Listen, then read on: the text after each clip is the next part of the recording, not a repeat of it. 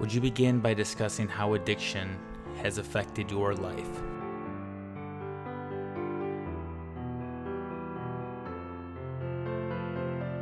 Let me think of the impacts that my addiction has created. I was convicted the last time in 2017, some meth and some heroin. Relying on drugs for happiness, burned many bridges, hurt a lot of people, not wanting to get up in the morning.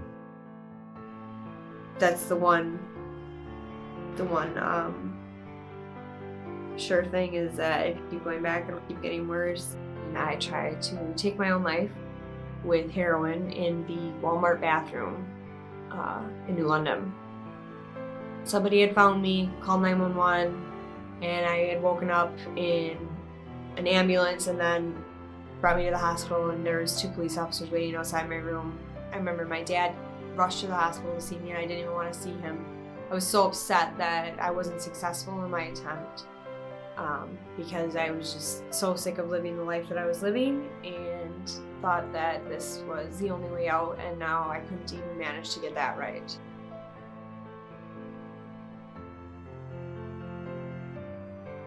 Yeah, my name is Cortland. My name is Jacqueline Meyer. I've been addicted for like 35 long years. Not having partied or done anything in high school, I kind of went off the deep end.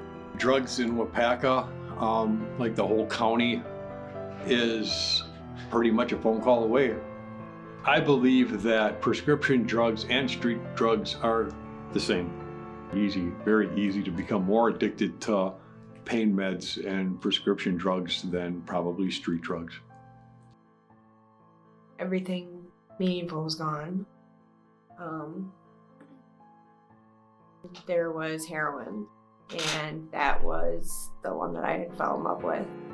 The first couple times I did it, I got me sick, and I thought, what's the fun with this? But for some reason, something kept calling me back to try it again and give it another shot. And they will do anything to get them drugs. They will lie, they will cheat, they will steal, some would even kill. All of a sudden, everything was okay. It was like, the best way to describe it, I've heard other people describe it this way, it's like a hug from God when you use it. It's hard. The disease of addiction has many paths for a person to take. I'm still able to hold this job, thankfully, because of my dad. He had started this company and put me in charge of the bookkeeping. It was nice to be able to have a job, but I found a way to ruin that as well. Being in charge of all the books and the money and how everything looked and being smart with numbers, I had made entries into it and embezzled a couple of $1,000s to fund my drug habit. So to be forgiven for some of the things that you do in active addiction, probably not.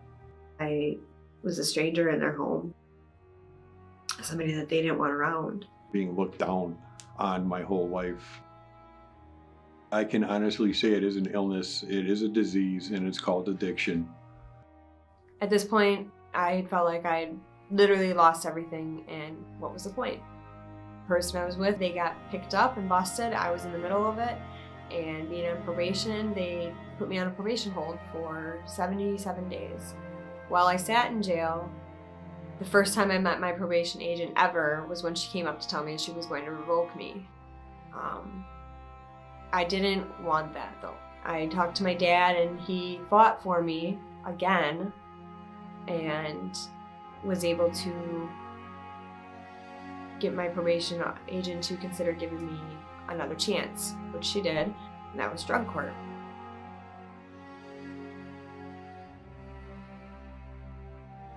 I will say over and over, drug court had saved my life. I got out of jail in December of 2017 on drug court.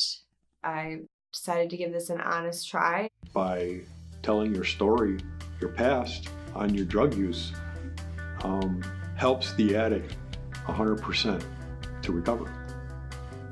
This time around, I really wanted to change. I did my 14 months in drug court. I did all the treatments. I called every day for my UAs. I UA'd a bunch of times in 14 months.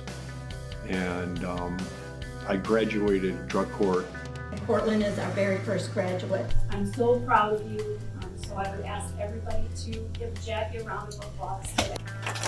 Cortland and Jackie were the first and second to successfully complete Waupaca County's drug court program. If you are an addict and if you need the help, you definitely need to put it out there that you need help.